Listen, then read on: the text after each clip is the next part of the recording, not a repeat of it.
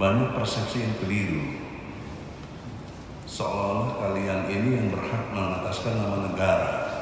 Kalian pakai pangkat-pangkat begini itu klaimnya negara. Kalian bukan negara, kalian pemerintah di bawah Menteri Keuangan. Menteri Keuangan itu di bawah Presiden. Salah satu unsur negara.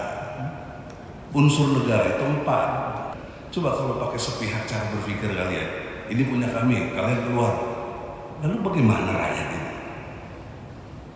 Justru pemerintah itu menurut tugas Undang-Undang Dasar 45 mensejahterakan rakyat, mencerdaskan rakyat, menjaga tumpah darah rakyat, bukan ngambil hak rakyat.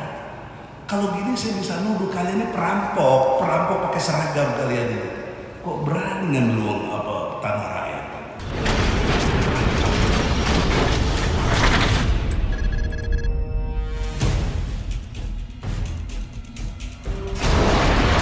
Bea Cukai atas undangan dan juga responnya terhadap permintaan kami untuk permohonan audiensi, meskipun ini yang kesekian kalinya, karena perlu kami sampaikan, kami mewakili daripada warga itu dari tahun 2020 ya, kalau salah kami diberikan kuasa.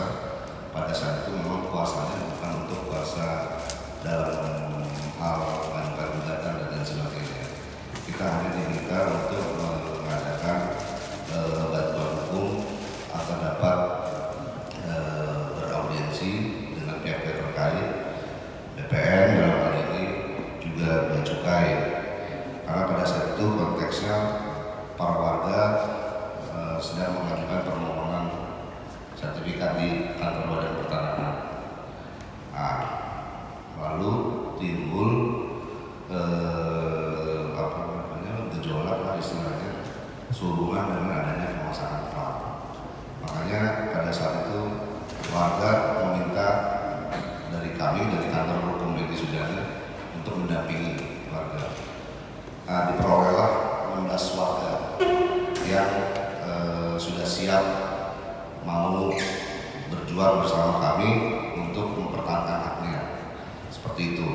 Sementara warga-warga yang lain masih ada yang memang sedang berpikir dan lain sebagainya, masih melihat dan lain-lainnya, yang mungkin tim internal di jajaran Bea Cukai memahami itu, lebih tahu ya bagaimana warga-warga yang lain. Tapi pada intinya prinsipal kami 16 orang ini sudah jelas, tegas dan memberikan kuasa kepada kami sejak tahun 2020. Makanya sejak itu kami berupaya melalui surat dan juga koordinasi, bertemu dengan BPN, bertemu dengan pihak di Bea Cukai agar adanya audiensi, dan hari ini terrealisasi.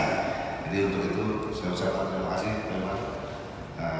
Lebih lanjut, harapannya dalam pertemuan ini ada solusi yang berarti, jangan hanya berakhir seperti putusan kemarin yang sifatnya NO. NO itu kita sama-sama tahu nggak ada nilainya, karena belum menyentuh substansi permasalahan dan belum menyentuh solusi yang bisa dijalankan. Nah, saya harap pertemuan ini, bukan saya aja, kami semua ya berharap pertemuan ini menjadi pintu, bahkan mungkin bisa menjadi solusi bagaimana kita mencari cara untuk menyelesaikan permasalahan ini bersama-sama secara musyawarah mufakat.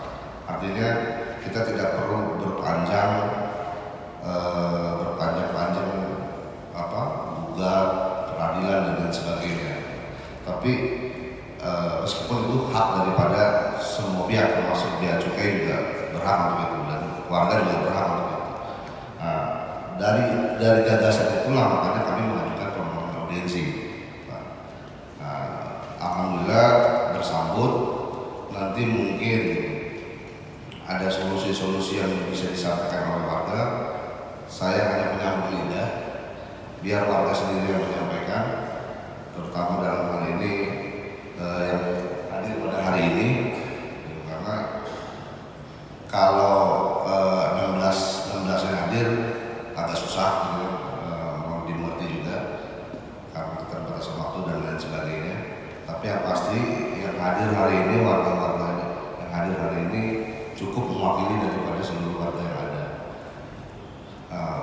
Tapi maksud dan tujuan kami mengajukan permohonan seperti itu, Pak, nanti mungkin bisa disambung oleh Pak Teddy atau Pak RT, itu bagaimana apa yang diharapkan oleh warga, karena saya sendiri sebagai kuasa hukumnya dalam pertemuan hari ini tidak mau membahas masalah legalitas, karena kita semua tahu lah legalitasnya bagaimana di atas Kafling 98 itu. Bahkan BPN sendiri sebagai badan pertahanan memilih mundur karena jelas di situ masih tanah bantuan tidak ada sertifikat dan sebagainya. Nah, saya nggak mau bahas masalah itu karena bisa jadi debatable dan nggak ada gunanya dalam pertemuan ini, Pak. Mau dengan sangat hormat saya perlu sampaikan itu. Saya harapannya pertemuan ini fokus mencari solusi apa yang diajukan dari sini ditanggapi, atau mungkin ada juga yang bisa diajukan dari pihak bea cukai, dia nanti warga menanggapi. Makanya dalam tanggapan surat audiensi ini saya sampaikan harapannya bisa dihadiri oleh pimpinan yang bisa merespon langsung agar prosesnya cepat gitu kan, berintegritas tadi kan. Jadi mungkin seperti itulah yang saya sampaikan di awal. Silakan mungkin dari pihak warga ada yang mau. Terima kasih. Kita juga dari warga sangat terima kasih Pak Iwan. Ini mudah-mudahan ini ada pertemuan yang konstruktif. Kita dari warga pada dasarnya, kalau dengan Pak Diki ini kita sudah lama. Ya mungkin kalau dari teman-teman yang hadir di persidangan mungkin sering pernah melihat juga Pak Sula ini hadir. Jadi kenapa dia tidak mewakili, saya pikir ini hanya tanggapan dari saya bahwa pada dasarnya dia juga mengikuti karena dia menjadi saksi pada waktu. Ya kalau ada, saya lihat ada beberapa yang pernah hadir di pengadilan, ya pasti akan tahu beliau hadir sebagai saksi waktu itu. Ya, dan juga di catatan jawaban-jawaban dari persidangan itu ada juga namanya Pak Sula ini disebut sebagai saksi. Jadi pada dasarnya beliau ini mengikuti dari awal, memang tidak mewakili kita, tetapi beliau hadir dan mengikuti permasalahan ini. Itu yang tanda dari kita. Tapi saya juga setuju bahwa saya tidak berharap pada hari ini kita bicara tentang materi persidangan. Misalkan Pak Iwan katakan bahwa ini kita benar, bahwa ini ada ini. Buat saya itu perkara di persidangan. Kalau memang kita membahas itu lagi, ya ini tidak akan menjadi pertemuan konstruktif. Tidak akan ada sesuatu yang bisa dibahas. Buat saya, itu sebaiknya kalau memang mau membahas itu, ya persidangan lagi kita, itu aja. Jadi kita berharap ada suatu pertemuan yang kita tidak bicarakan masalah atau status apa, tapi kita akan memberikan suatu usulan seperti yang kita harapkan, bahwa ada tanggapan dari bea cukai seperti apa. Kira-kira seperti itu Pak. Jadi saya masuk ke satu usulan yang pernah kita sampaikan dalam pertemuan dengan Pak Anda, ya, waktu ada bea cukai mengirim perwakilan 3 orang ke kantor pengacara di Bogor. Nah, pada dasarnya kita sudah sampaikan bahwa kita ada usulan dari warga. Secara prinsipnya kita akan memberikan suatu solusi bahwa kita akan membangunkan suatu apartemen di belakang di tanah yang dicukai sebanyak 30 unit sesuai dengan jumlah unit yang ada di kompleks 30 rumah kita akan bangunkan. Ya. Nah, biaya yang kita perkirakan, ya, biaya yang kita budgetkan itu adalah di 15 miliar untuk perumahan dan 15 miliar untuk yang ada, tapi secara total ada 30 miliar. Itu yang kita usulkan. Ya, ini bisa dicatat untuk proposal dari kami. Ya. Jadi kita berharap bahwa dengan pertemuan ini ada jawaban dari bea cukai apakah setuju atau tidak dengan usulan ini. Kalau memang mau ditawar atau apapun, monggo kita bicara bahwa bagaimana kami menyelesaikan komitmen kami nantinya, ya ini sah kepada negara dan semuanya, uang ini akan ditransfer ke kas dan segala macamnya. Kalaupun nanti ada satu penawaran dari bea cukai, ya silahkan disampaikan. Tapi buat kami ini suatu solusi yang bisa menyelesaikan. Itu dari kami faktualnya. Saya pikir dari saya itu aja dulu, mau tambahan.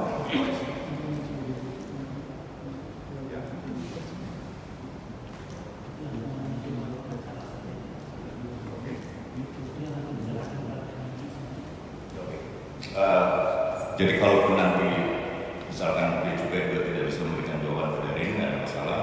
Berikutnya bisa dikomunikasikan kalau misalkan secara di dalam masa membicarakan, dia juga membicarakan dulu ya di secara internal, kemudian disampaikan, monggo disampaikan ke Pak Isbola dan Pak Ibu Sujana Partner. Pak Isbola ini anaknya Pak Ibu, jadi gitu. Jadi bisa disampaikan ke beliau, nanti beliau akan menyampaikan kita bahwa kita akan mampir kumpul semua pada warga, kita diskusikan dengan soal dari bea cukai. Jadi kita nggak berharap juga ada keputusan, tapi paling tidak sudah mendengar apa yang kita usulkan Pak dari warga. Itu yang ingin kita sampaikan pada hari ini. Terima kasih Pak.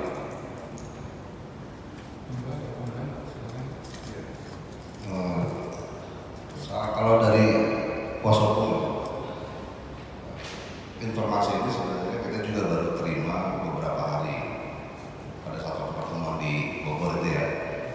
Jadi mungkin saya belum eksplor lebih jauh. Saya harapannya dari pihak warga secara resmi lah nanti bagaimana mekanisme itu. Jamnya dan juga nanti ada dimasukkan secara maksudnya dari pertemuan ini kan harusnya kan penawaran itu diajukannya baik tertulis resmi, ada catatannya, kita mengajukan seperti itu, ada penyelesaiannya. Atau mungkin bagaimana nanti pihak bea cukai menanggapi ya, kita akan mengikuti prosedurnya. Nah, tapi gambaran garis besarnya seperti itu yang disampaikan oleh pihak warga. Ada penawaran di angka 30-an untuk 3, hitungannya seperti kayak 30 rumah. 30 rumah dengan angka dibangunkan senilai 30 miliar tadi. Seperti itu konteks penawaran daripada warga prinsipal kami. Nah, menurut saya pribadi ini bagus karena kita pahami benar, pihak bea cukai juga pasti memahami benar historisnya itu bagaimana tanah itu di situ, legalitasnya bagaimana. Dan seperti tadi saya bilang juga,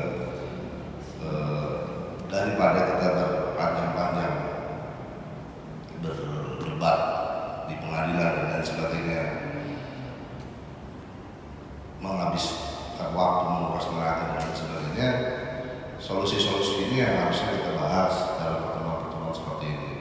Harapannya ada respon dari pihak bea cukai, ada tanggapan, bagaimana juga mungkin kalau memang bisa diterima itu bagus, kalau memang belum, apa yang bisa kita kerjakan dari hasil pertemuan ini hingga ada solusi yang bisa diterima bersama gitu Pak. Harapannya seperti itu. Ya upaya terakhir jalur hukum lah, itu upaya terakhir. Karena biar bagaimanapun kita kan negara hukum yang menjunjung tinggi Pancasila. Dalam hal ini musyawarah mufakat adalah yang paling tinggi, gitu kan. Kesepakatan mufakat itu lebih tinggi, lebih mulia daripada putusan pengadilan. Jadi kalau dari tanggapan dari saya dari kuasa hukum seperti itu, Pak Iwan, monggo dieksplor. Terima kasih. Assalamualaikum warahmatullahi wabarakatuh. Waalaikumsalam. Terima kasih Pak untuk masukannya. Cuma saya masih belum jelas ini dengan membangun apartemen terus bapak mau kemana gitu? Rumah itu mau diapakan? Yang berdasarnya ya kalau secara sederhana begini Pak, secara sederhananya bahwa rumah-rumah itu semuanya adalah seperti kita ganti rugi untuk bea cukai semuanya, dan itu adalah dalam bentuk kita membangunkan apartemen di tanah Bapak mungkin bukan di cerita atau gimana, tapi adalah tanah-tanah di Cukai. Budget 30 miliar itu yang kita sediakan. Nah, tinggal tadi dia juga mengatakan, wah ini kurang atau ini cukup. Nah, monggo disampaikan ke kita. Tapi pada dasarnya Bapak nggak perlu pusingkan bahwa kita tinggal di mana. Tapi pada dasarnya itu bahwa Bea Cukai sudah tidak lagi bersepakat dengan kita, tidak lagi memperkarakan lagi tapi sudah dilakukan itu saja Pak. Kalau sudah sejalannya begitu. Terus status rumahnya Bapak dengan Anda membangun itu mau seperti apa? Ya dengan Bapak membangunkan apartemen itu, terus status rumah Bapak maunya seperti apa? Status rumah di sana. Ya. Ya itu akan kita proses sertifikasi nanti. Yang akan dijadikan milik Bapak. Nggak bisa ahli kalau itu Pak. Pasti. proses Sertifikasi apa dapatnya kita belum tahu. proses lanjut haknya ke DPR akan diajukan lagi. Kenapa 30? Padahal Bapak cuma 16. Jadi bahwa itu adalah kita tetap mengatakan bahwa kita hitung seluruhnya saja semua. Dalam pembahasan ini kita ajukan di sini. Karena faktanya saat ini yang baru memberikan kuasa ke kami 16. Nah, tapi di belakang itu masih ada banyak yang potensi setelahnya. Nah, makanya kita nggak bisa bicara secara parsial. Kita ajukan aja secara keseluruhan unit yang ada di situ. Oke. Itu dalam pembahasan hari ini. Terima kasih Pak masukannya. Jadi dalam catatan kami yang tinggal di sana pegawai aktif itu ada 10, tinggal 9 dan 1 rumah dirjen yang memang ada rusak ya. Yang 9 rumah itu pegawai aktif kami Pak dengan status surat izin hunian, dan itu rumahnya rumah negara termasuk rumah Bapak. Jadi kalau kita bicara catatan administrasi di sistem manajemen aset kita, 30 itu adalah rumah dinas. Rumah dinas golongan 2. Artinya harusnya digunakan oleh pegawai aktif. Dan pegawai kita, ya maaf ya Pak, saya tidak bermaksud untuk menyinggung, tetapi banyak pegawai kita akhirnya tidak bisa tinggal di rumah dinas karena masih bapak-bapak umum. Karena sebetulnya dulu itu bapak-bapaknya Bapak senior-senior kami itu menghuni rumah dinas itu dengan surat izin hunian, dan sudah dicabut surat izin hunian itu karena yang bersangkutan sudah pensiun. Nah, harapan kami tugas dari fungsi tadi saya jelaskan, Bapak administrasi, Bapak hukum, dan Bapak fisik ini itu bisa digunakan oleh pegawai aktif. Yang nyuwun sewu, Bapak ini kan bukan PB juga, ya otomatis bukan PB aktif itu Pak, kan tahu fungsi rumah dinas. Jadi rumah dinas itu harus digunakan oleh pegawai aktif, dan dengan kondisi seperti ini pegawai-pegawai aktif yang punya hak untuk tinggal di rumah dinas itu akhirnya nggak bisa menghuni karena bapak masih tinggal di sana. Itu catatan di kami. Kalau tadi terkait dengan usulan Anda mau membangunkan ini, saya belum tahu ada aturan yang memperbolehkan terkait dengan mekanisme di pengelolaan aset. Yang boleh itu Bapak mengajukan golongan 3 untuk membelinya. Rumah itu sekarang kan golongannya golongan 2, rumah dinas untuk pegawai aktif. Kalau golongan 1 itu rumah jabatan kepala satu. Rumah golongan 3 ini bisa dibeli, mungkin Bapak berkaca ke kasusnya Pasar Minggu yang tahun 85 itu bisa dibeli. Nah, kalau Bapak mau mengajukan membelinya, itu tidak di kami Pak. Kami ini hanya kuasa pengguna barang, karena di sertifikat atau akta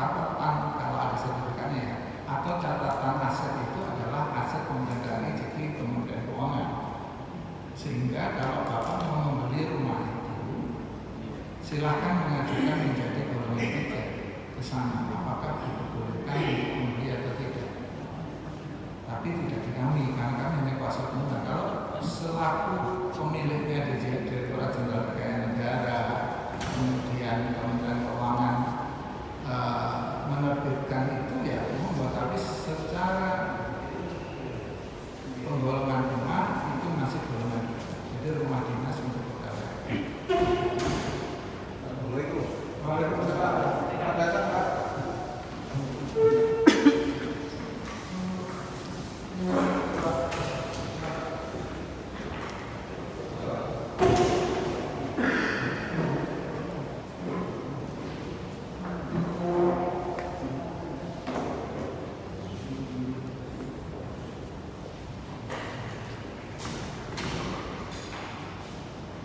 Jadi dalam tahap ini bisa lanjutkan di dalam ketentuan tidak ada misalnya udah saya bangunkan di tangannya di rumah saya tukar itu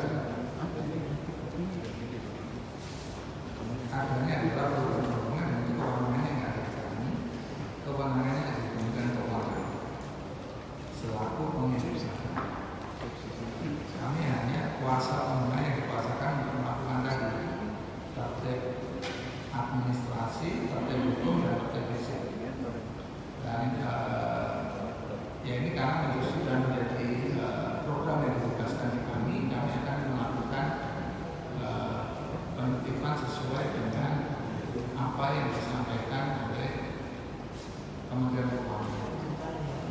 Mungkin seperti itu Pak. Jadi kalau mekanisme pembangunan apartemen saya belum melihat adanya aturan yang terkait dengan hal itu, dan kami juga baru tahu Pak ada permohonan ini, tapi secara mekanismenya seperti yang tadi saya sampaikan. Mungkin demikian dari kami. Itu ya Pak. Assalamualaikum. Saya mewakili warga. Assalamualaikum warahmatullahi wabarakatuh. Ya, mohon maaf sebelumnya ya Pak ya, saya memang tidak tinggal di situ lagi semenjak tahun 77, tapi belakangan ini saya mengikuti bagaimana ininya warga ya Pak ya. Jadi mohon maaf ya Pak, tadi Bapak berbicara yang menempatin di situ adalah golongan 2 ya Pak ya. Rumah dinas itu menempatin golongan 2 atau golongan 3 Pak? Bukan golongan jabatannya Bu, rumah itu digolongkan menjadi 3. Oh, jadi 3. Golongan Oke. 1 itu rumah jabatan, Iya. misalnya rumah dirjen, rumah kepala kantor. Golongan Iya. 2 itu rumah Pangkatnya ya. Iya. Oke. Dan bea cukai yang aktif di situ menurut Bapak ditempatkan berdasarkan skep.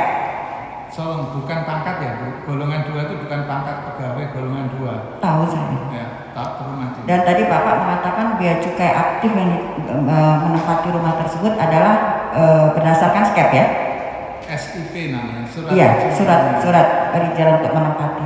Tapi setahu saya bea cukai aktif yang menempatin rumah dinas di kompleks bea cukai Selipi Kapling 98 tidak berdasarkan skep, adalah berdasarkan bea cukai yang sudah bertempat tinggal di situ lebih dari 50 tahun dengan menukar kunci.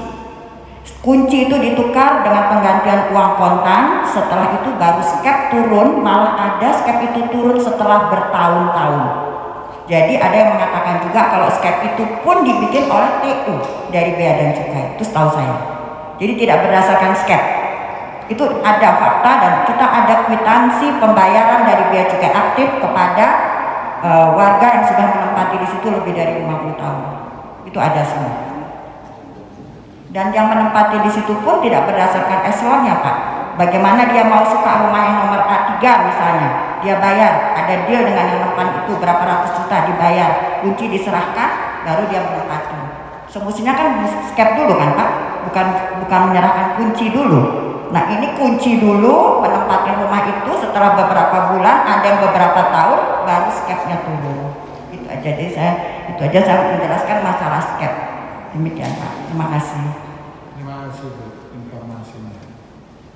Tapi secara aturan, ketika seorang pegawai bea cukai atau PNS itu pensiun, itu mengembalikan ke negara karena itu rumah negara golongan 2. Jadi setelah pensiun kewajibannya adalah mengembalikan seluruh aset negara yang diberikan atau dikuasakan selama menjabat atau sebagai pegawai aktif. Dan memang rumah-rumah yang diselip ini yang tadi rekan-rekan sampaikan itu belum mengembalikan ke kami setelah bapak-bapaknya bapak pensiun, catatan di kami belum. Nah, kalau sistemnya memang di kami ada surat izin penghunian ya, surat izin penghunian. Saya nggak tahu di lapangannya, yang jelas itu praktek yang tidak ada ketentuannya.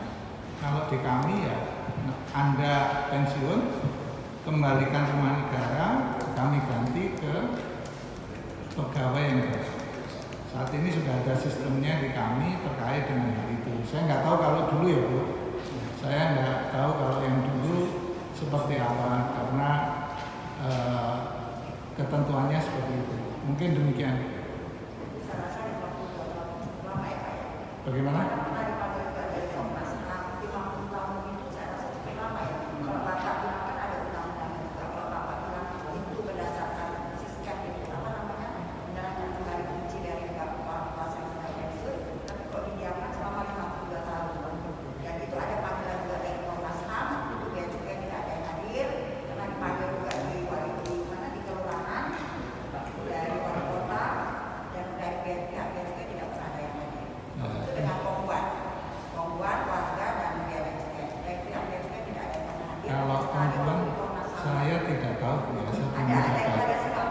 Tapi selama ini ketika ada masalah tanah dengan Komnas HAM, saya sudah 4 kali hadir.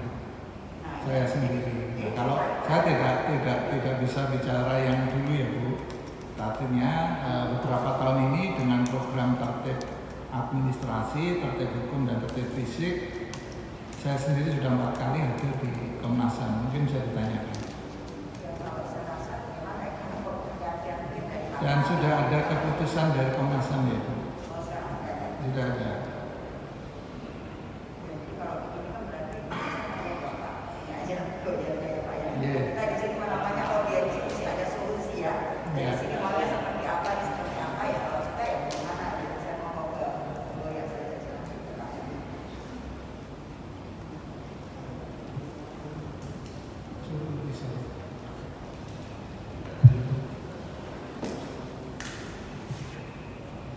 Monggo, ada masukan lagi Pak? Silakan.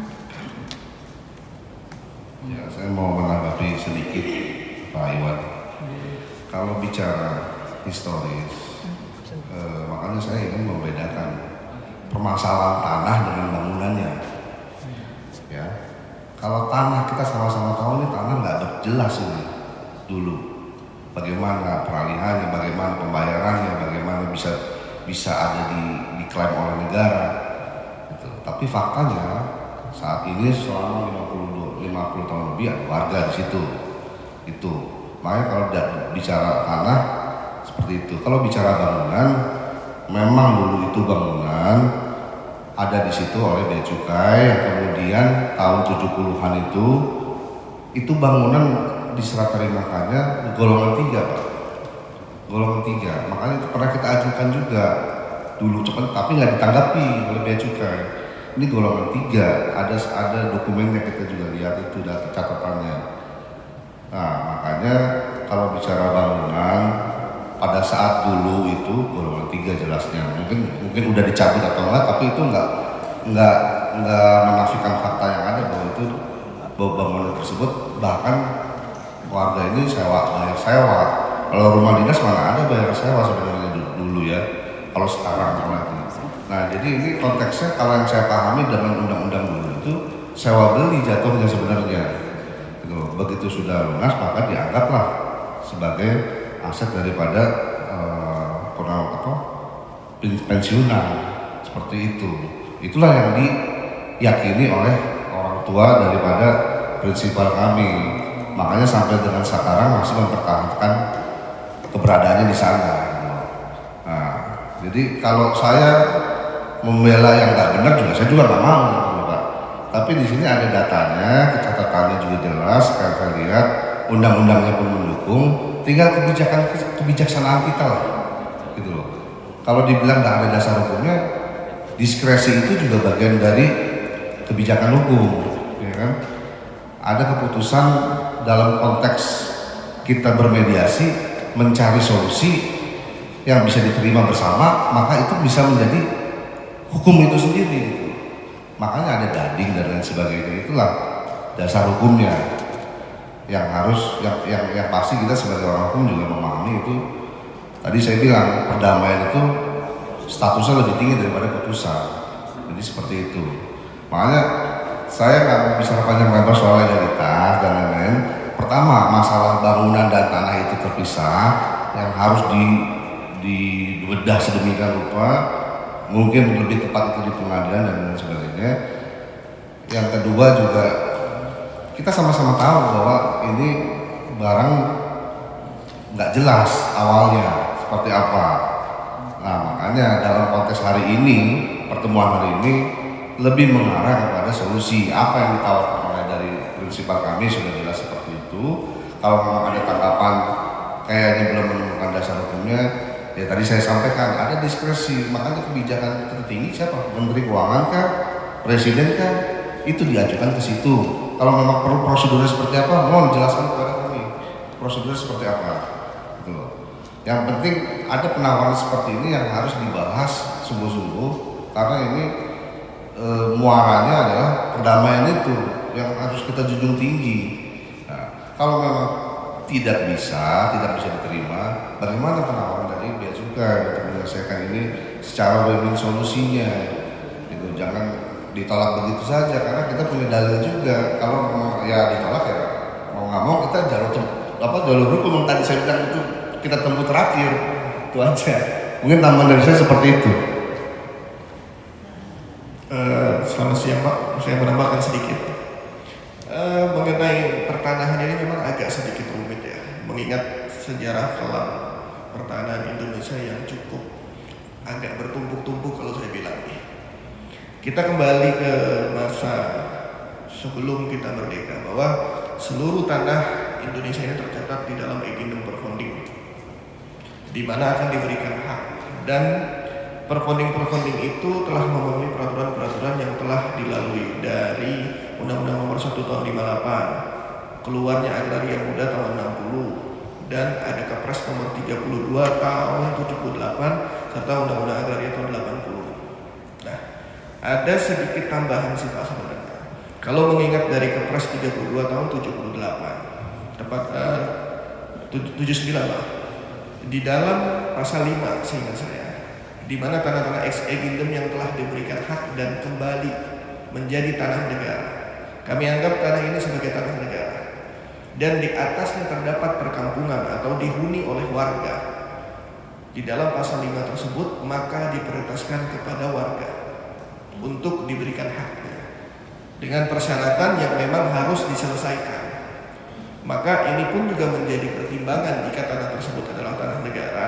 Melalui Kepres tersebut sangat jelas bahwa rakyat diprioritaskan oleh negara, dan disinilah hadirnya negara, di mana negara menguasai tanah berarti bukan menjadi pemilik dari tanah tersebut. Ini yang perlu kita garis bawahi. Tapi negara mengatur dengan mengeluarkan regulasi-regulasi terhadap tanah yang dihuni atau ditempati oleh warga negara Indonesia. Ini sih yang menjadi pertimbangan kami, Pak. Jadi bukan berarti orang-orang yang hadir dan menempati tanah tersebut bukan tidak memiliki hak. Karena di dalam sejarah pertahanan Indonesia itu masih dikenal dengan istilah uang kunci atau sewa. Kalau kita melihat sejarah sedikit sebelum terbitnya ada peraturan sertifikat hak milik, hak pakai dan lain-lain, masih menggunakan zaman Belanda, itu masih dikenal dengan istilah uang kunci. Pemilik tanah siapa, pemilik bangunan siapa, dan di atasnya mereka membayar sewa. Persis seperti apa yang kita alami sekarang. Apa yang dilakukan untuk menyelesaikan dalam perkara tersebut, yang terjadi di lapangan adalah setiap aset tersebut yang dijual, maka pemilik memiliki hak 50% dan penyewa memiliki hak 50% atas aset tersebut. Nah, dengan dasar-dasar itulah kami selaku kuasa hukum dari para warga ingin menempuh mediasi atau musyawarah dalam rangka menyelesaikan permasalahan ini. Dan tidak mungkin seorang warga yang telah tinggal selama puluhan tahun, apalagi diperkuat dengan keputusan Mahkamah Agung, di mana orang yang menempati lebih dari 20 tahun atau 30 tahun maka dapat diberikan haknya terhadap tanah tersebut. Ini sesuai dengan peraturan-peraturan pertanahan. Maka dari itu kami dengan hormat memohon agar dapat terrealisasi musyawarah ini dan warga yang tinggal di atas bangunan tersebut yang telah lama dapat diberikan kesempatan untuk hidup yang layak ke depannya. Mungkin dari saya itu saja tambahan. Ya, dari saya, Bismillahirrahmanirrahim. Assalamualaikum warahmatullahi wabarakatuh. Maaf tadi ini terlambat. Tidak bermaksud mengkuliahi atau mengajari, tapi dalam konstruk hukum atau bangunan hukum itu mesti ada dua unsur yang kuat. Satu logika, kedua moral.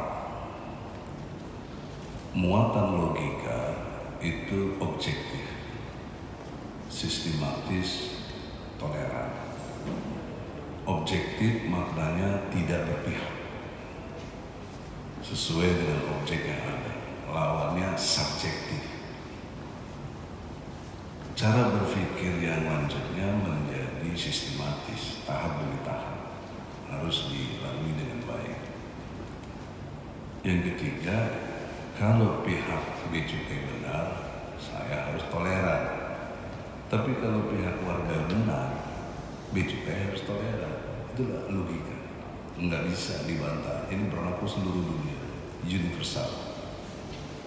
Nah, muatan logika tadi harus didasari satu moral yang kuat, yaitu jujur, benar, adil. Jadi uraian masalah tanah itu kekuatannya di riwayat. Di mana-mana boleh tanya BPN apa mau bicara tanah, kekuatannya di riwayat. Riwayatnya tadi dari tim lawyer saya sudah menjelaskan. Kemudian untuk menyatakan itu perlu moral yang jujur, nggak boleh karena riwayat itu nggak bisa bohong, namanya sejarah. Dan berlaku benar. Benar ialah persesuaian antara pernyataan dan kenyataan, persesuaian antara pernyataan dan fakta. Nah, itu disebut benar. Dan yang ketiganya, moral itu bicara hukum harus mencakup keadilan. Nah, jadi dari konstruksi hukum ini kita pecahkanlah masalah ini gitu. Itulah intelektual gitu. Jadi kita tidak berbasis adigang-adigu. Nah, sekarang kita bahas secara objektif, sistematis, toleran, nanti jujur, benar, adil. Bicara negara, banyak persepsi yang keliru. Seolah-olah kalian ini yang berhak mengataskan nama negara. Kalian pakai pangkat-pangkat begini itu klaimnya negara. Kalian bukan negara, kalian pemerintah di bawah Menteri Keuangan. Menteri Keuangan itu di bawah Presiden. Salah satu unsur negara. Unsur negara itu 4. Tolong diperhatikan baik, nanti nggak nyambung logika. Yang kedua, rakyat. Rakyat itulah unsur penentu negara. Nah, rakyat itu siapa? Ya kita. Ini warga, ini rakyat. Yang ketiga, wilayah. Yang keempat, hukum. 4 unsur inilah baru disebut negara. Selama ini banyak intelektual juga keliru, seolah bicara negara itu hanya milik pemerintah. Tadi saya dengar ini udah milik negara. Oh, negara siapa? Kalau bicara negara, jangan lupa unsur rakyat. Dan tadi sudah dijelaskan tentang perunding. Dan ada putusan Mahkamah Agung. Lebih dari 20 tahun atau 30 tahun itu udah milik rakyat. Nah, kok sekarang kami dipojokkan dengan satu kondisi milik negara yang klaim di sini adalah kalian. Dasar intelektual apa kalian mengklaim negara? Kok melupakan kita rakyat? Oleh karena itulah, kita orang-orang yang tahu diri, ngerti hukum, maka kita mau datang ke sini untuk undangan yang terhormat dari pihak Bea Cukai membahas jalan keluar.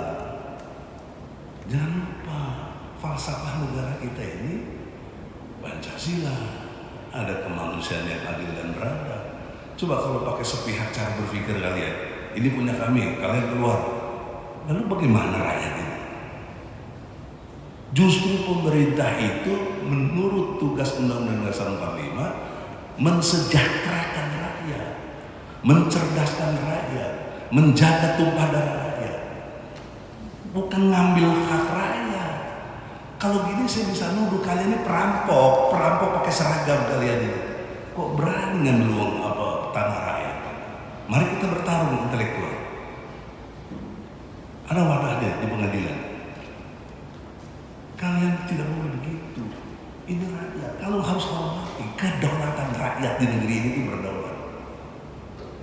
Dan lebih fokus lagi, sila keempat itu kerakyatan yang dipimpin oleh hikmah, bukan oleh kekuasaan, oleh hikmah, kebijaksanaan dalam permusyawaratan perwakilan. Nah di sinilah kita bermusyawarah. Hikmah akan muncul di sini. Kita ini menegakkan Pancasila. Kalau kalian pakai kekuasaan, ini punya kami, kalian keluar, kalian tidak Pancasilais. Oleh karena itu, tawaran gagasannya, mau nggak kita dialog dalam pengertian solusi? Kami punya solusi. Tapi bagaimana kami mau tawarkan solusi? Kalian yang pakai sikap arogan yang merasa milik kalian. Nggak benar ini. Ya. Saya bisa sampai nyuratin Jokowi juga bisa, Menteri Keuangan bisa. Tahu dia sama saya juga tahu. Bahkan saya digugat dia ijazahnya palsu. Apa? Kalau betul terbukti palsu, kalian palsu semua. SK-nya apa? Itu hukum. Jadi tolonglah. Jangan sekali-kali melukai hati rakyat. Jangan. Kalian sudah merasa arogan. Kalau saya jiwanya selalu melawan, tidak ada yang saya ditakuti selain Allah. Nggak ada. Jadi jangan pakai coba-coba pendekatan kekuatan. Kekuatan nggak ada yang punya kecuali Allah. Mari pakai intelektual yang Allah berikan kita semua. Kita manusia-manusia yang terhormat, berpendidikan. Maka tawarannya, apakah kita mau berdiskusi lebih jauh? Nah, tapi datarannya bukan lagi klaim-klaiman, tapi solusi. Kalian pada akhirnya kan harus mensejahterakan rakyat, bukan mensalahkan rakyat. Itu loh solusi yang harus dicari. Itulah pemimpin. Ya. Oleh karena itu, pertemuan ini nggak usah lanjut kalau nggak mau dengerin solusi. Kalau mau dengerin solusi, pertemuannya terbatas. Kalau begini nanti fitnah. Kenapa mencari solusi? Solusi itu harus trade off. Trade off itu nggak bisa kita dapat semuanya. Ya. Kayak buah mengatakan bapak mati atau ibu mati, harus ada pengorbanan di situ. Nah itu tingkat kita aja, pimpinan atau siapa. Sehingga keluar solusi itu. Kalau enggak udah bubar aja, kita bertarung aja. Bentar lagi rejim tumbang, apalagi gampang. Bentar insya Allah. Assalamualaikum. Ada tambahan Pak? Terima kasih. Terima kasih Pak Edi. Jadi audiensinya sudah kita laksanakan terkait dengan tadi beberapa hal. Tadi sudah disampaikan Pak Egi, solusinya mereka mau membangunkan apartemen di tanah kami, gitu ya. Tadi saya dengar. Nah, di dalam aturan aset kami tidak bisa melakukan itu karena memang belum ada aturan yang bagaimana tukar menukar. Nah, tadi disampaikan bahwa mereka dulu sewa. Sebetulnya bukan sewa, Pak. Sampai saat ini pun pegawai aktif kalau menghuni rumah negara itu dipotong PNBP. Pegawai aktif. Dan nyuwun sewu sejak bapak ibunya bapak itu pensiun sudah berapa puluh tahun tidak membayar. Ya nyuwun sewu Pak Ibu. Nyuwun sewu. Begini, kalau bicara awal perlu disadari juga info yang saya terima, karena saya lihatnya, saya pelajari pembangunan rumah yang di Tomang itu bukan APBN, Pak. Bukan dari anggaran belanja negara, bukan. Saweran, betul nggak? Betul nggak? Lalu klaim apa negara? Ya, nah, itu bukan anggota DPR. Saya kasih informasi tanah tersebut. Karena sudah dengan mertua saya. Saya tahun 77 saya kabinet di situ. Setahu saya tanah itu eks-tongguan, tanah kuburan yang diambil begitu saja oleh Bea dan Cukai tahun 68. Itu Pak ya, di sebelahnya itu Dirjen Pajak. Dirjen Pajak ada hak guna pakai. Itulah surat mereka seluruh itu dia punya, tapi lain kapung dengan kami punya. Beda. Di pengadilan disebutkan bahwa kalian, mohon maaf, tidak mempunyai apa-apa.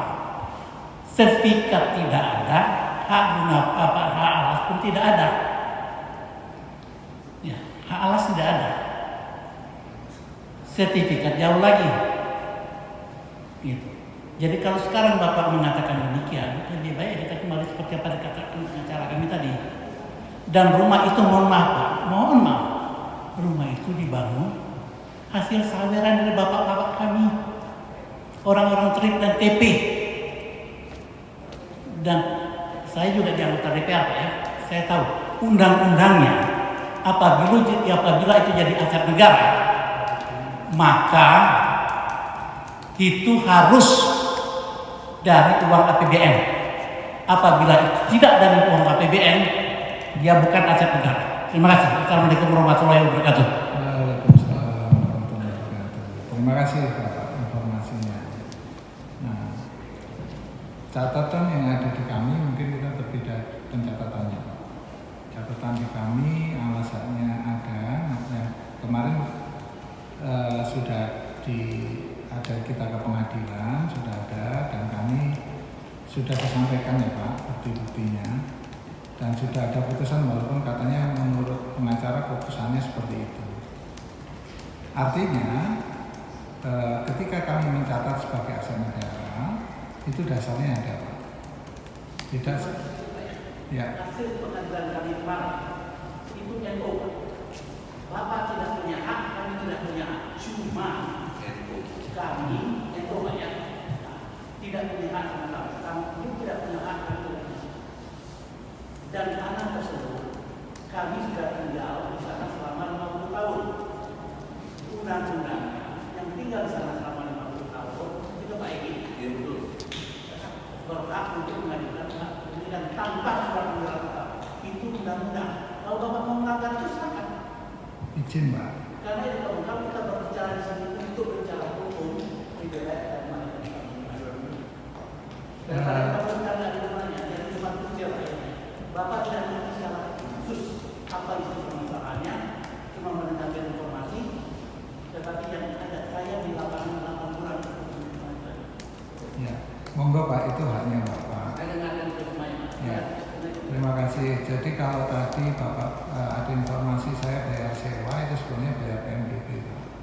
Seluruh pegawai aktif ketika tinggal di rumah negara itu dipotong gajinya terkait dengan penghunian rumah negara. Itu konteks lama. Ya.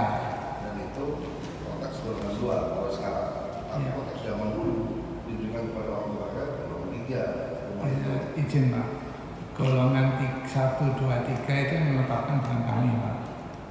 Nah monggo saja, tadi kan saya sudah memberikan solusi. Kalau Bapak mau memiliki rumah itu dan tanahnya, silahkan ajukan golongan 3 ke Kementerian Keuangan Pak. Tidak di kami. Karena proses jual beli dan lain sebagainya di Kementerian Keuangan. karena kami hanya kuasa pengguna barang. Daripada Bapak membangunkan apartemen yang nggak ada aturannya, kan ada ini ya, golongan 3. Kemudian logika itu nanti berubah seperti yang tidak saya maksud. Kalau solusi yang dimaksud oleh Pak Iwan demikian, itu logika hukumnya sama dengan kami mengakui ini tanah kalian. Padahal kalian nggak punya sertifikat tuh. Pakai logika loh. Hukum tadi sudah saya terangkan. Logikanya harus objektif, sistematis, toleran, dan dibarengi moral yang jujur, benar, adil. Kenapa kami harus ikutin solusi itu yang membuat kami terpojok seolah-olah kami jadi tidak punya tanah itu? Gugatan aja NO. NO itu artinya tidak diterima, bukan ditolak, tidak diterima. Harus buat lagi gugatan baru. Nah, maka saran saya Pak Iwan, dengan hormat nih buat semua yang hadir di sini, dengan hormat saya minta, ini kita pending, Bapak sampaikanlah usulan-usulan kami, nanti apa petunjuknya, baru kita ketemu lagi. Tapi solutif gitu, jangan nggak solutif, jangan menekan-nekan, silakan ajukan ke Menteri Keuangan. Itu artinya kalian sudah menempatkan kita ini bukan punya di tanah itu. Coba kalau saya kejar sekarang, apa kalian memiliki tanah itu? Hak guna pakai kah? Hak milik kah? Apa yang kalian punya? Kan nggak ada. Kok tiba-tiba kami harus mengajukan kepada situasi yang tidak punya dasar hukum? Itu Pak Iwan. Jadi tidak sistematis, itu terjadi lompatan logika yang tidak sistematis sehingga jadi tidak jujur, tidak benar, tidak adil. Jadi hukum itu exactly, bukan ilmu sosial yang sebagaimana orang banyak tahu. Dia tidak bermaksud menekan ya, tapi dipakailah logika. Kalau itu tetap solusi yang dari Pak Iwan, kan menempatkan kita jadi harus mengakui ini tanah negara. Padahal negara itu sendiri tadi udah jelas, harus ada rakyat, ada pemerintah, ada wilayah, ada hukum. Jadi ini namanya lagi sengketa. Jadi janganlah solusi yang membuat kita terpojok sehingga sengketa itu kita dikalahkan. Tidak boleh, harus solusi. Itulah yang disebut dengan hikmah, kebijaksanaan dalam permusyawaratan perwakilan. Nah, perwakilan dari pemerintah kalian, perwakilan dari rakyat saya. Kita ketemu udah bermusyawarah, belum ketemu jalan keluar, jangan buntu. Cari jalan keluar lagi, bicarakan lagi sama pimpinan. Ini Indonesia Pak, luas, harus betul-betul Bapak punya kewajiban musuh mensejahterakan rakyat. Kan mereka ini bukan warga orang lain, kan mereka dulu orang tuanya becukai semua, senior-senior kalian. Oleh karena itulah dengan hormat, tidak bermaksud untuk menyudahi, tapi kalau endingnya kita dipaksa begitu nggak ketemu. Jadi kita skor saja, nanti diundang lagi, tapi sudah ketemu solutifnya. Minimal yang dari kita kan sudah dengar, tapi mungkin masih ada lagi yang lain. Karena solusi yang tadi itu saya belum terlibat sebagai advokat untuk memberikan pendapat hukum saya. Nah, jadi masih banyak opsi. Nah, kami ingin juga dari pimpinan, kalau tadi kaitannya ke Menteri Keuangan, sampaikanlah ke Menteri Keuangan bahwa ada permasalahan ini. Biro hukumnya suruh turun kayak apa, mari kita ketemu. Jangan lupa, ini untuk rakyat, bukan Egy Sujana, untuk rakyat. Ya, artinya rakyatnya juga rakyat kalian sendiri, becukai dulu para senior kalian. Saya kira itu Pak, kalau ini diterima ya sudah kita akhiri. Untuk apa berlanjut-lanjut. Tapi kalau ada solusi yang terbaik, mari kita bicara gitu. Saya kira ini elegan. Begitu Pak ya? Oke Pak, sebelum kita akhiri, memang itu tadi solusi yang secara administrasi yang bisa kami sampaikan. Kemudian kalau saran dari kesimpulannya Komnas HAM ketika kami melakukan beberapa kali sidang di sana terhadap penghuni yang tidak punya rumah, itu kami sudah berkoordinasi dengan Pemda DKI Pemprov pada waktu itu untuk ditempatkan mau pakai rusunawa atau rusunami sesuai dengan kemampuannya, dan nanti kita jembatani dengan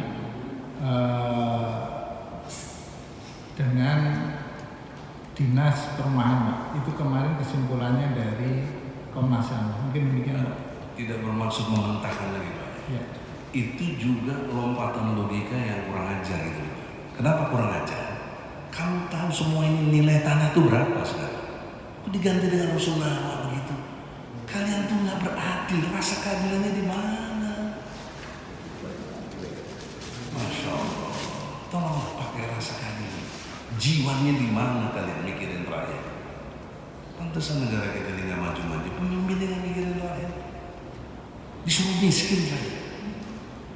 Dia udah punya nilai tanah yang luar biasa dari puluhan tahun. Kok dipindahin ke rusunawa begitu? Itu udah pasti nggak benar Pak.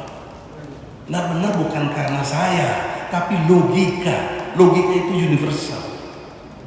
Nggak equal gitu. Nggak apple to apple. Tanah yang bagus ditukar dengan rusunawa itu kan. Waduh. Gimana? Itu kesimpulannya Komnas HAM, Pak. Jadi Ya, Komnas HAM itu saya berani bertaruh sama dia. Dia tidak berpikir objektif. Dia jangan jadi rujukan Pak. Ini kilometer 50 aja nggak berani. Janganlah begitu Komnas HAM apa. Saya ini aktivis tahu ini semua. Jadi karena itu saya kira Bapak tetap sampaikan ide saya ini mengatasnamakan warga ke pimpinan. Maunya begini. Ada nggak? Kalau nggak ada kita bertemu di pengadilan. Kan selesai Pak. Ya. Oke? Ya, jadi nanti kesimpulan ini akan saya sampaikan hasil rapat ini ke pimpinan. Kemudian nanti kalau memang itu kami menunggu arahan dari pimpinan. Mungkin demikian. Pak Iwan izin saya berbicara. Assalamualaikum warahmatullahi wabarakatuh. Waalaikumsalam. Jadi kalau Bapak bicara Komnas HAM, saya juga hadir di Komnas HAM tahun 2012. Pada waktu itu yang datang Bu Iin. Bu Iin itu kalau nggak salah kepala bagian apa gitu, Bu Iin. Saya kenal. Pada waktu itu memang rame-rame Pak, bukan Kabin 98 aja. Ada yang Pasar Minggu, ada yang di Bujana Tirta. Nah, saya lupa komisioner Komnas HAM-nya siapa namanya. Sebelah situ warga, sebelah situ bea cukai. Komisionernya bilang, mana dari bea cukai? Saya, Bu Iin namanya. Ibu punya apa di situ? Khusus Kabin 98. Nggak punya apa-apa katanya. Itu Bu Iin. Saya ada di situ. Saya nggak lihat kalian. Nah, kalau begitu, tolong Bu ya, ini warga Kabin 98, jangan dikirim-kirimin surat, jangan didatengin, jangan diapain. Karena pada waktu itu kalau 2011 berarti kita sudah 30 tahun tinggal di situ. Nah, saya nggak ingat kalau ada panggilan lagi dari Komnas HAM. Tapi memang waktu itu ada notulennya hilang. Nanti kita cari bahwa Komnas HAM bilang tolong pihak bea cukai jangan mengganggu lagi Kabin 98. Itu yang saya dengar. Ya, jadi kalau nggak salah bulan November tahun 2020 kita diserang sama kalian ini sama orang bea cukai pakai seragam. Ya lagi 422. Intinya Komnas HAM bilang kalau nggak punya alasan jangan mengintimidasi warga. Oh nggak ada. Itu tahun 2012 Pak. Itu 10 tahun yang lalu Pak. Iya. Yang nggak saya hadir yang sekarang Pak. Saya tahun 2012 hadir. Itu rame-rame Pak. Jadi ada Kabin 98, Pasar Minggu, Bujana Tirta, sama pondok apa namanya, pondok bambu atau pondok apa gitu. Jadi tapi khusus Kabin 98 itu dari dulu nggak ada yang bisa bikin sertifikat. Kalau Pasar Minggu yang Bapak bilang mungkin sebagian sudah, pondok bambu sudah. Tapi Kabin 98 saya di situ dari tahun 71 Pak. Zaman dulu mungkin Bapak ingat Pak Kusmayadi tahu Pak?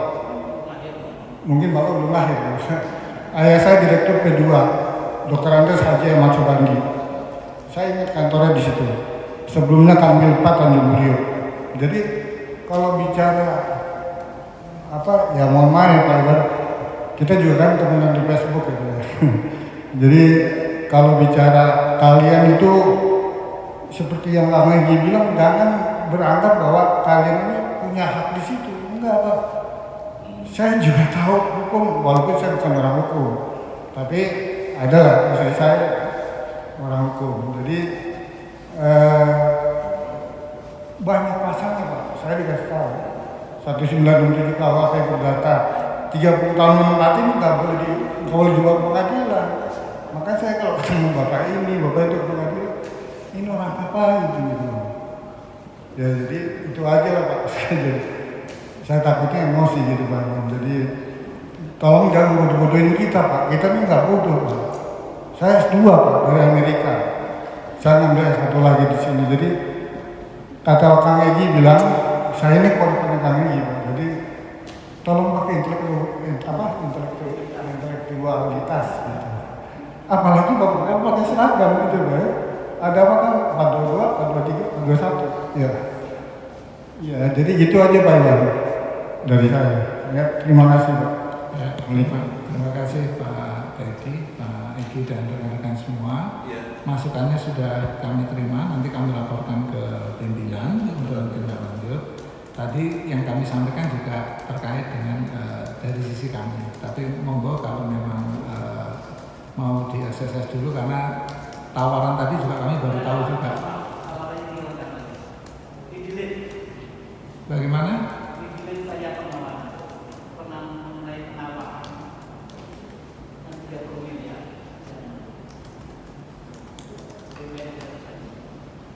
Oh begitu, jadi pertemuan lagi aja.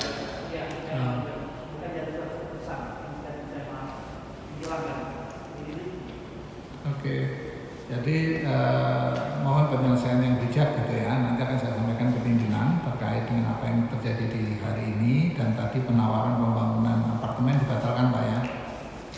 Ya nanti kita bicara lagi yang terkait apa.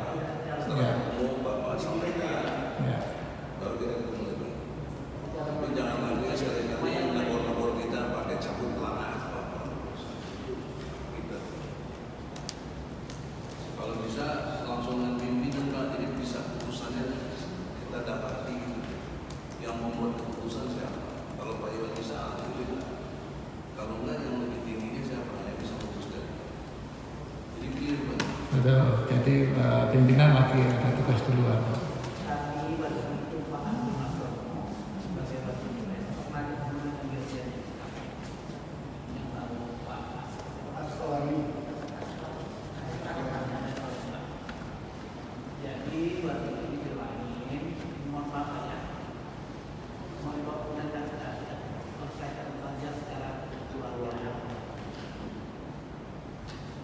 Itu yang lain yang pelatihan kami tahu Pak. Tapi itu dia bilang yang dulu pernah ada istilahnya apa namanya itu 30 miliar segala macam untuk membangun itu pada dia yang lama yang sudah tertutup istilah dulu yang kantor ini pun pernah diperbaiki ya apa yang udah ngarang jauh gedung ini pernah diperbaiki juga ada ya tapi semuanya sudah tidak ini karena SPP-nya ini mungkin dia berlakukan dengan yang dulu-dulu kalau begitu berjalannya karena artinya kan dilalui jadi itulah karena orang di bidan yang tidak ada dalam semuanya kami serahkan seluruh keputusan ada di sini jangan sebagai pengacara daripada Pak saya ini kan membantu Pak saya suami Siap. terima kasih Pak. Ya terima kasih Pak masukannya. Sebelum kita tutup ada tambahan silakan.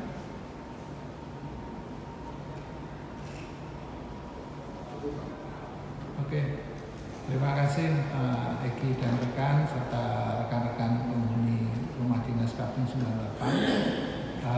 Ini nanti akan kami sampaikan terkait dengan audiensi hari ini dan nanti kita lihat kebijakan selanjutnya ya Pak dan arahan pimpinan akan masuk.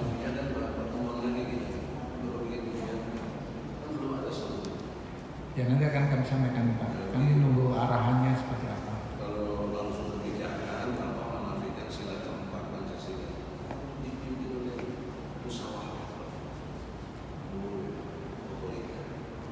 Nanti akan kami sampaikan. Kita tunggu arahannya. Sekali lagi terima kasih untuk kehadirannya dan rekan-rekan tolong ditulis nanti konferensinya akan kita sampaikan. Terima kasih. Ya, sekali lagi terima kasih. Assalamualaikum warahmatullahi wabarakatuh.